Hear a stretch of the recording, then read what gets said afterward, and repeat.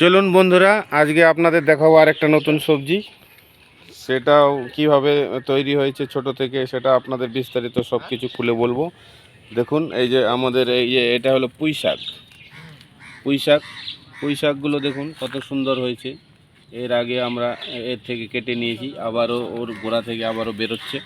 এই যে দেখুন, পুঁই শাকগুলো খুব সুন্দর মোটা মোটা হয়েছে। এই যে পুঁই শাকের সঙ্গে আবার আমরা কি করেছি, বেগুন গাছ লাগিয়ে দিয়েছি।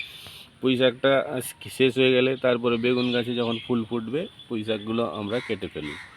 তো আপনারা যারা ছোটোখাটো ফ্ল্যাটের বা বাড়ির আশেপাশে জায়গা আছে, সেখানে আপনারা চাইলে লাগাতে পারেন।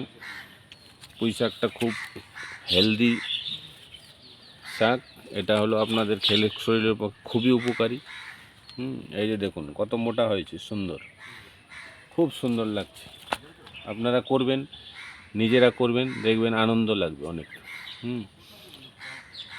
এই যে দেখুন পুঁই শাক আছে, তারপরে হচ্ছে এই যে আমাদের তার সঙ্গে আবার একটু আমরা লাগিয়েছি এই লঙ্কা গাছটা বেশি ভালো হয়নি।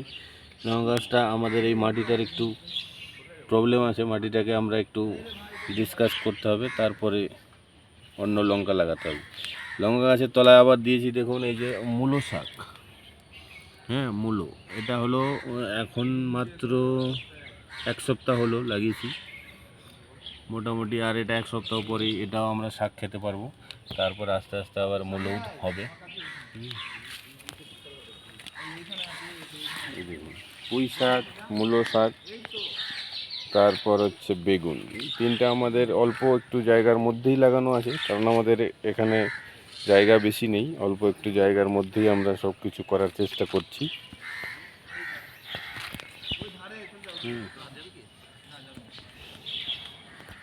আপনারা চাইলে আপনাদের বাড়ির আশেপাশে ছোটোখাটো জায়গা থাকলে লাগাতে পারেন,